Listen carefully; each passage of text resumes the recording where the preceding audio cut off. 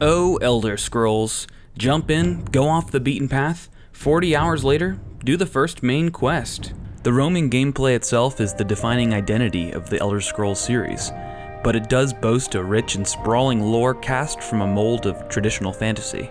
Elder Scrolls Legends takes the established franchise and hearthstones it, much in the way that World of Warcraft took its established franchise and Magic the Gathering did. It's hard to overstate just how much collectible card games owe to Magic the Gathering. The game laid core gameplay mechanics that have been recycled directly or indirectly since its release in 1993. Legends is one of those games that borrows unabashedly, ringing clone-like in its devotion to Blizzard's Hearthstone. Is that a bad thing? Well, it's a little disappointing. However, with a proven system as its base, the gameplay feels solid and polished, just not new and exciting. You've got creatures with punchitude and hit points, you've got one-shot spells, you've got equipment, your Magicka resource ticks up 1 a turn, you've got commons and uncommons and rares, you've got a bevy of keywords that have come before, like Trample from Magic or Taunt from Hearthstone. They even draw from lesser-known games like Kaijudo, which inspired a great mechanic wherein when you take damage, you draw more cards. There is overt and subtle imitation throughout. The most obvious mimicry is in the card-smacking presentation taken straight out of Hearthstone's pages. Legends does at least provide some unique flourishes that provide decent improvements or novelty. Combat, unlike Magic or Hearthstone, is split into 2 lanes. Creatures can only attack or defend against creatures in the same lane. It does wonders for balancing powerful cards who often take over the field in card games, but it also changes the fundamentals of strategy and deck building and tactics. For instance, you can draw out the opponent's forces on one side, and once they overstep their reach, nuke that lane with a board wipe. There's a lot of nuance to be had there. My only one gripe is that the 2-lane choice feels arbitrary as a mechanic, lacking in flavor. The lanes are just lanes. If this were in my hands, players might play battlefield location cards to give meaning to having 2 fields, and make use of the fantastic locales in Elder Scrolls. There is a story mode with some entertaining art, but passable plot. It does come with a neat reward system. At the end of various chapters, you'll be presented with a roleplay style choice that results in a card added to your collection. Do you use the necromantic tome to gain an undead servant, or destroy it for a holy blessing? It's a minor feature, but it is very satisfying. Some of the cards also level up as you play. This is nothing groundbreaking in digital games, but you are presented with a choice of one of 2 powered up versions of the card, another minor feature that improves the whole experience. Elder Scrolls lore feels like a natural addition to the CCG world.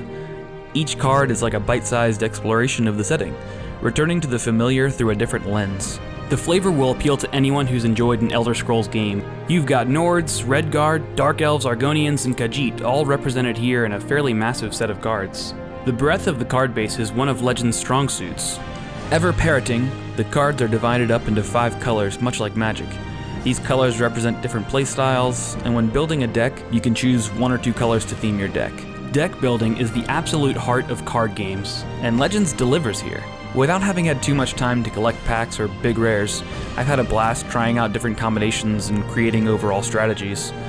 Playing through the main story will load you up pretty quick on a basic collection.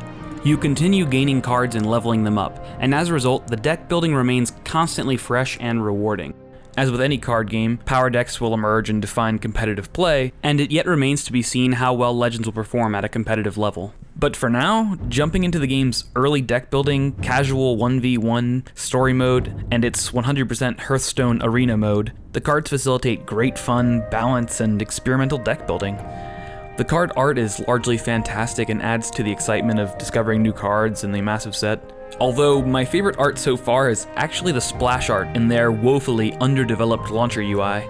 Look at that, all tingling with adventure and depth. While the art is very pretty, it follows the general low saturation aesthetic of the whole game, and doesn't pop as much on the field as it does on the up-close menu. Overall, it's easy on the eyes, but lacks luster. While chromatically subdued, the visual kineticism is just right.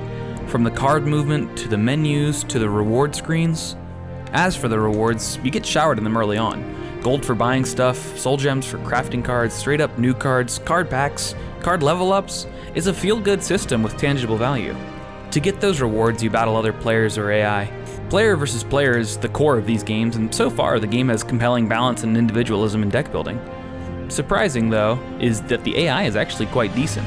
The story mode is fairly easy, but If you step over to the single-player draft-style arena mode, then you have a really solid difficulty curve. For an open beta, the game is outstanding. The familiar gameplay and setting actually work well to drawing the player in. While lacking the energy of Hearthstone, the gameplay provides a better iteration of its Warcraftian predecessor. I'm eager to see creative and original CCGs, but the status quo gameplay doesn't substantially detract from Elder Scrolls Legends. There's some spotty voice acting here and there, some dull presentation issues, a fairly uninspired story mode. None of these issues really hinder the game though, which is an impressive showing for a game in beta. Going past beta, more than anything, the game needs to be visually livened up. I appreciate that Elder Scrolls has a very cold color palette, and it works really well in their vast open-world RPGs, but this is a card game that hungrily needs a more exciting interface. Right now, it's a very fun game with a lot to dive into, and a hell of a lot of potential. This is a game in open beta, so I think we can expect some good changes, but right now it's free, and I think it's going to be free on launch, and it's worth checking out. Thanks for joining us, guys. This has been an instant replay live review kind of thing, maybe? I don't really know what this is. So, hey, we'll see you on the videos.